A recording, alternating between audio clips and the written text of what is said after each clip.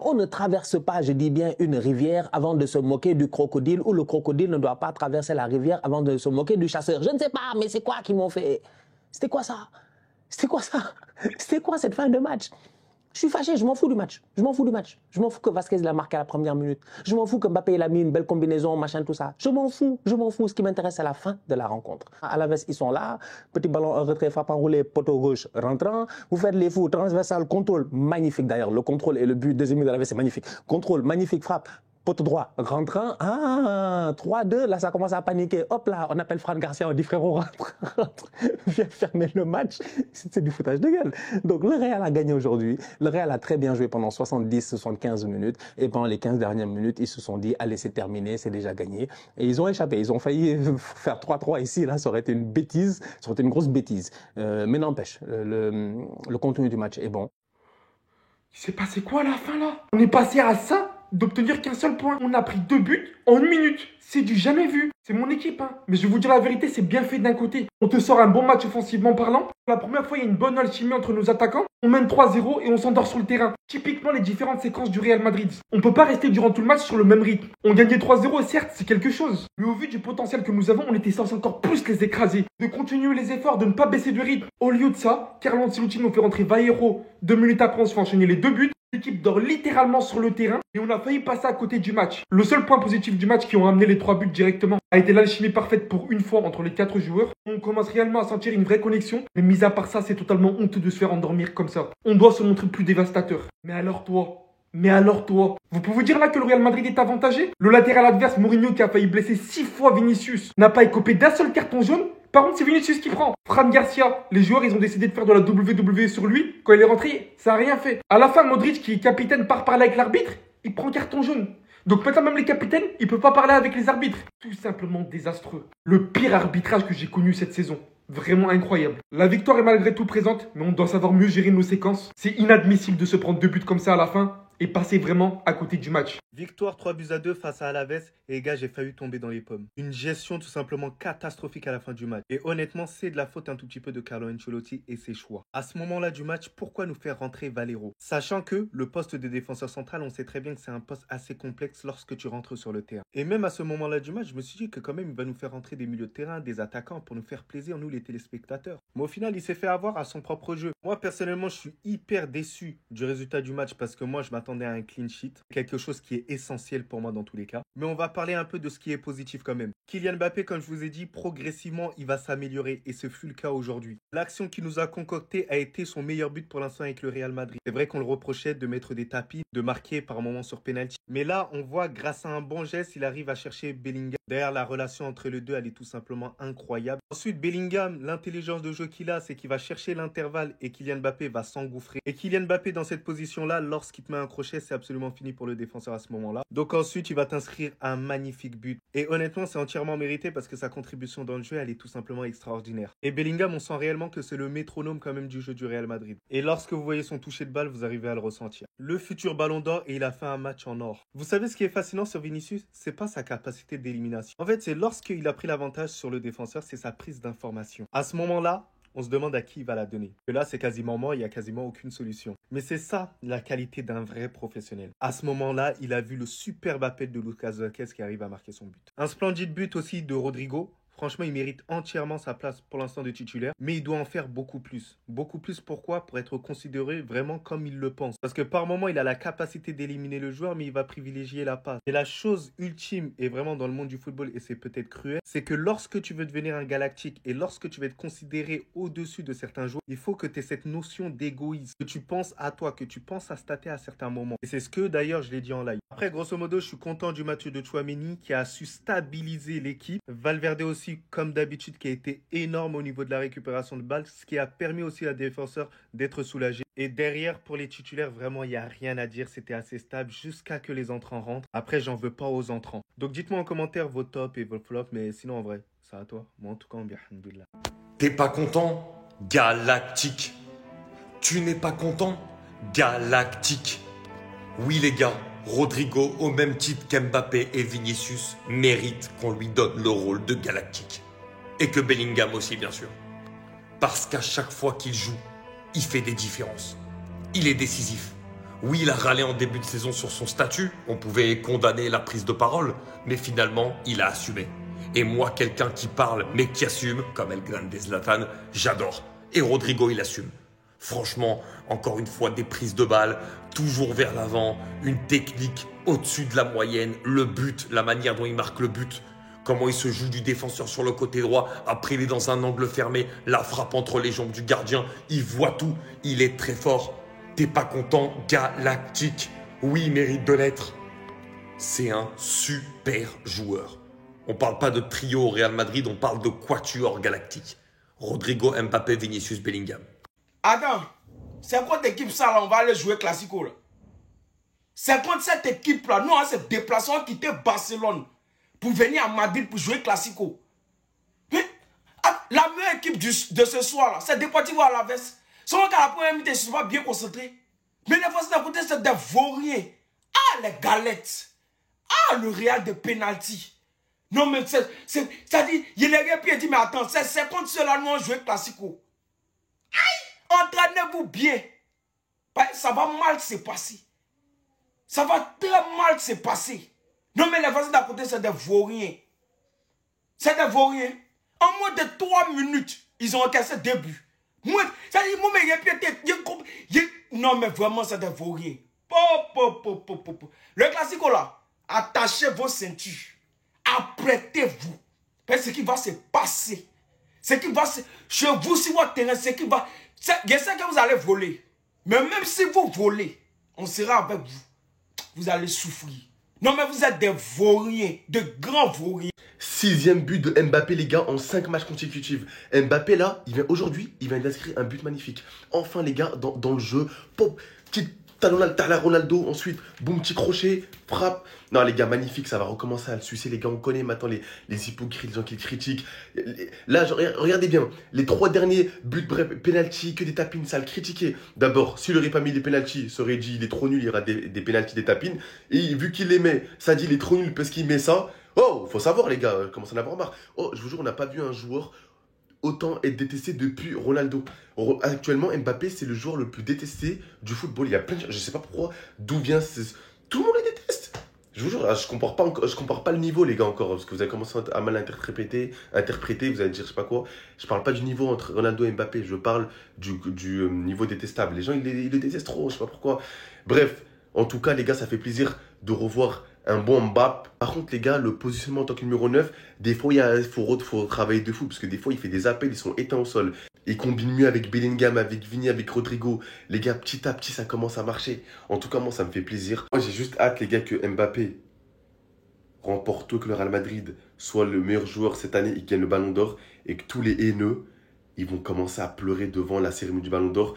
Puisque là, cette année, les gars, tout le monde va pleurer devant la cérémonie du Ballon d'Or de Vinicius. Et dans 1 an, c'est de Mbappé, mais ils vont péter un plomb. Ils vont péter un plomb, les gens qui détestent le Real Madrid, et Mbappé et Vini et tout. En tout cas, les gars, ça fait plaisir. Plus le temps il avance, plus Mbappé redevient le joueur cheaté qu'il était à l'époque. À l'époque, il était trop cheaté.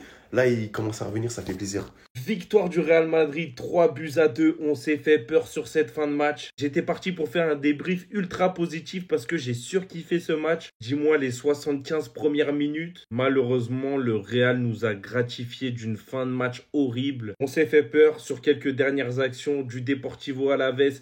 Il y a eu quelques doutes, mais on s'en sort avec les 3 points, c'est le plus important et on va parler de ce qu'on a vu pendant 80 minutes ce soir. Je suis fier de ce Real Madrid parce que ce soir, j'ai repris du plaisir devant ma télé. Pendant la première mi-temps, on s'est régalé. J'ai revu une équipe disciplinée, consistante, capable de concéder 0 occasion pendant 80 minutes, avec une défense qui évoluait à 50-60 mètres de ses buts et qui a su être super rassurante. J'ai retrouvé un milieu de terrain que tu peux pas tester. Je voudrais parler de ce qu'on a vu offensivement. Il y a des choses qui se mettent en place. T'as Vinicius qui est en train de retrouver des jambes. T'as Rodrigo que je trouve monstrueux. Mbappé un peu en deçà des 2 autres, mais il nous a gratifié d'un superbe but. J'aime beaucoup le lien qu'il a avec Bellingham sur le terrain. Honnêtement, le Real Madrid a très peu concédé, a su faire mal quand il le fallait dès le début de match, dès qu'on revient en seconde mi-temps. Je crois qu'à la mi-temps, c'est plus de 70% de possession de balle. C'est ce Real Madrid-là que j'aime. Moi, c'est ce Real Madrid qui me fait allumer la télé. Bon, après, malheureusement, il y a les 10 dernières minutes qui sont un peu folles. Mais j'ai envie de croire que c'est parce que l'équipe a été déséquilibrée après ces changements, après la sortie de Valverde, après la sortie de Rodrigo, par la suite Mbappé. C'est à partir de là que l'équipe a été dans une pente descendante. Mais voilà, j'ai pas envie d'en faire des caisses. C'est une fin de match. Le Real Madrid nous a déjà fait des fins de match comme ça. On sait que ça veut rien dire. Dans les commentaires, dites-moi si pareil que moi, vous avez repris du plaisir à regarder le Real Madrid ce soir. Non mais je devrais le savoir depuis le temps. Le Real aime jouer avec nos nerfs. Comment en menant 3-0 face à Alaves, s'il vous plaît, tu peux te retrouver à la fin du match à avoir les chocottes et à mener seulement 3-2? Parce que pourtant, aujourd'hui, le Real avait plus que bien débuté parce que Vasquez vient inscrire son but en même pas 1 minute. Donc le Real qui ne met quasiment jamais de but en première période, cette fois-ci, en 54 secondes, c'était plié. Là, on se dit, bah ok, le match il va être simple, le Real va tout simplement dérouler. Il y a le 2-0 de Kylian qui te sort un superbe enchaînement. Franchement, j'ai kiffé l'action avec Bellingham, magnifique. Je trouve que Mbappé ce soir, il a fait un match vraiment complet, un match agréable à regarder. En fait, si on peut avoir ce Kylian à chaque match, moi je signe. Franchement, à part l'arbitre l'arbitre aujourd'hui, il m'a fatigué. Il avait le jaune tellement facile quand il s'agissait du Real. Par contre, les défenseurs d'Alaves, là, il n'y en a aucun qui ressort avec un jaune, c'est une blague. Même au retour des vestiaires, on ressort avec la même énergie. Et t'as Rodrigo du Brésil, l'homme qu'on oublie tout le temps, qui vient te sortir son but. Là, je me dis 3-0 face à Alaves, c'est plié. Mais le problème, c'est que je pense que toute l'équipe s'est dit la même chose. Parce que dès que Carlo a décidé de faire des changements, d'ailleurs, Valero, à la base, je t'aime, hein, mais plus jamais. Plus jamais. C'est notre fin de rencontre, ça a juste été une défense, mais totalement désorganisée. J'ai jamais vu ça.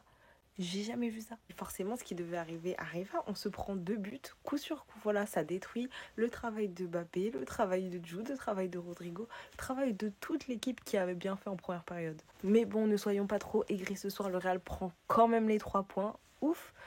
Et rendez-vous au derby, c'est tout. Il n'y a pas intérêt à faire des passes comme ça. Qu'est-ce qu'on vient de foutre, sérieusement? Le Real Madrid réalisait son meilleur match jusqu'à la 83e minute, les amis. J'ai envie de dire jusqu'à l'entrée de Pasteur Valero. Comment vous m'expliquez qu'on est passé d'un match complètement maîtrisé à un match où on allait se faire fouetter? On s'est chié dessus vers la fin, lui et Lucas Vasquez, dès la sortie de Militao. J'ai comme l'impression qu'ils étaient en panique. Pendant tout le match, Alaves n'avait eu presque aucune occasion, mais il fallait que ce gars-là rentre. Carlo Ancelotti, avec tout le respect que j'ai pour toi, la prochaine fois, ce gars-là ramène lui faire des délivrances. Il n'a pas sa place sur le terrain. Franchement, comment ton entrée a pu déséquilibrer toute une défense comme ça? Le pire, c'est que la défense est un autre point fort aujourd'hui. On était trop bien défensivement. Militao, Rudiger, c'était trop solide. Et le pire, dites-vous que le dimanche prochain, on joue face à l'Atlético de Madrid. Ce genre de bêtises-là, faut pas qu'on fasse ça là-bas. Parce que eux, ça rigole pas. Heureusement que nos 3 attaquants étaient là pour répondre dès le début du match. Et en vrai, de vrai, si on parle que du match jusqu'à la 83e minute, je pense que là, le Real Madrid va mieux. Offensivement, il y a de plus en plus d'automatisme. Les joueurs se trouvent beaucoup mieux. Avec l'arrivée de Jude Bellingham, j'ai comme l'impression que Kylian Mbappé se sent mieux. La plus grosse problématique en ce début de saison, c'était le fait que personne ne respectait son poste. Là, aujourd'hui, tout le monde a respecté son poste. Kylian Mbappé était dans l'axe, Vinicius sur son côté gauche. Le Real Madrid a ça de vous faire punir. Hein. Vraiment là aujourd'hui, vous étiez à ça de vous prendre une clim. C'est dommage parce que vous avez vraiment bien joué. Mais bon, on va retenir le positif. Vraiment le Real Madrid, ça joue de mieux en mieux. Là les gars, le championnat, il est vraiment lancé. Le Barça et le Real, je pense vraiment que cette année, ça va vraiment jouer côte à côte. Et vraiment, c'est le Classico pour moi qui va faire la différence. Je pense vraiment que ce qui va faire la différence, ça va être le match à Barcelone et le match au Real Madrid. Parce que là, clairement, t'as une équipe du Real Madrid qui joue de mieux en mieux. T'as une attaque du Real Madrid qui s'entend de mieux en mieux. Parce que là, les 1-2 entre Bellingham et Mbappé, entre Vinicius et Mbappé, entre Vinicius et Rodrigo, franchement, c'est fort. En fait, ça tourne. Chaque match, tu peux avoir Vini buteur, Rodrigo buteur, Endrick aussi qui fait des rentrées exceptionnelles. Vraiment, il a une confiance en lui, c'est un truc de fou. Il rentre, il tire, ça va sur la barre, sur le poteau. T'as Mbappé qui marque. Les pénaltys, ça peut être Mbappé, ça peut être Vini. Tu sens que vraiment cette équipe, elle devient complète. Même au milieu de terrain, t'as Valverde, les gars. Non, mais Valverde, c'est une dinguerie. Je vais faire une vidéo sur lui, mais s'il vous plaît, mettez du respect sur ce joueur. Le cardio de zinzin qu'il a. Les retours défensifs qu'il fait, l'activité qu'il a sur le terrain. Mais les gars, c'est votre meilleur milieu en vrai, Valverde. Même Bellingham, franchement, les petites passes à Mbappé dans les petits trous, sa manière de temporiser, tout ça, c'est vraiment fort. Aujourd'hui, mis à part les 2 buts à la fin qui viennent un peu plomber l'ambiance, le Real Madrid a très bien joué. Et c'est vrai, moi j'assume, on a tous dit, et je me mets dedans bien sûr, au début de saison, le Real Madrid, on les a tous un petit peu clashés, à dire que voilà, ça va pas être si ouf que ça. Mais là, vraiment, ça commence à jouer de mieux en mieux. Dites-moi ce que vous avez pensé du match, les gars. Avance. Et je vais commencer par Mbappé, parce qu'aujourd'hui Mbappé, c'est quand même un match où tu le sens qu'il est beaucoup plus serein. Un match où il arrive à décrocher, un match où il touche des ballons, un match où il est bien dans l'axe, où il peut partir côté gauche, où il combine avec Vini, où il combine avec Jude. Il arrive à trouver un peu des combinaisons. Il a moins de déchets. Le but qu'il met, c'est un but qui est juste exceptionnel, le deuxième but. Le 1-2 avec Bellingham, alors que c'est lui qui a la balle au départ. Petite Madjer en passe. Bellingham, il y a l'appel de Mbappé. Bellingham le lance et derrière Mbappé, crochet externe du droit, frappe du droit enchaîné. Et tout ça, tu vois que ça va déjà mieux pour Mbappé. Parce que Mbappé, le Mbappé du début de saison avec le Real Madrid, il aurait frappé avant le contrôle. Et la frappe aurait sûrement été déviée. Là, l'externe, frappe enchaînée. Et tu sens, tu revois un petit peu plus le Mbappé qu'on connaît. Le Mbappé qu'on a l'habitude de voir. Donc aujourd'hui, forcément, il y a encore eu quelque chose, des petites choses qui n'ont pas été pour le Real Madrid et pour Mbappé. Mais aujourd'hui, Mbappé fait son match. Et j'ai envie de dire que c'est son match référence pour l'instant. Parce qu'il a été très bon dans ses combinaisons et dans son duo avec Bellingham, dans son jeu vers l'avant, dans son placement. Ça a été beaucoup plus cohérent. Ça a été cohérent pour Kylian. Non, franchement, très belle victoire du Real Madrid, même s'ils se sont relâchés et qu'ils ont failli se faire égaliser. Ça a fini à 3-2. On a pu voir un Mbappé qui a dû vous faire plaisir. Buteur ce soir sur son vrai but dans le jeu qui allait se chercher tout seul. Mais le petit Bobby, il méritait pas carton rouge. Ne masquez pas ça, hein. J'espère que dans vos débriefs, vous parlerez de cette action. Bobby Charlton, Monsieur Hendrick, ne méritait pas carton rouge. Et ne me dites pas qu'il a pas fait exprès. Parce qu'on vous connaît, non, il a pas fait exprès, il courait, c'est faux. Vous êtes des menteurs, on a tous vu l'action, allez la regarder si vous voulez. Je tiens à vous rappeler que Ferran Torres a eu carton rouge sur ce petit pissoton tout ridicule. Et pas 2 cartons jaunes, hein. Carton rouge en première intention pour un pissoton, carton rouge. Mais Bobby, qui par énervement, par frustration, coup de pied dans les couilles, ça ne dérange personne. Pas de rouge, la VAR n'existe plus. C'est ça ? Déjà que lors du dernier match, vous avez tous fait comme si de rien n'était. Vous avez dit penalty alors qu'il n'y avait pas penalty. Hendrick, la faute elle est commise avant la surface. Et il tombe avant d'entrer dans la surface. Il y a eu penalty qui a été sifflé pour ça. Maintenant ce soir, coup de pied volontaire entre les jambes. J'ai plus la force. Sinon vous les gars, vous en pensez quoi? Ramenez le snapper, ça on s'ennuie.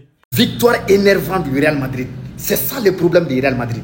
À chaque fois quand le Real Madrid marque, au lieu d'aller ajouter, marquer beaucoup de buts comme font les autres équipes là, ils ne vont pas faire ça. Hein. Mbappé va continuer à s'amuser avec Vinicius. On dirait que c'est des spectacles.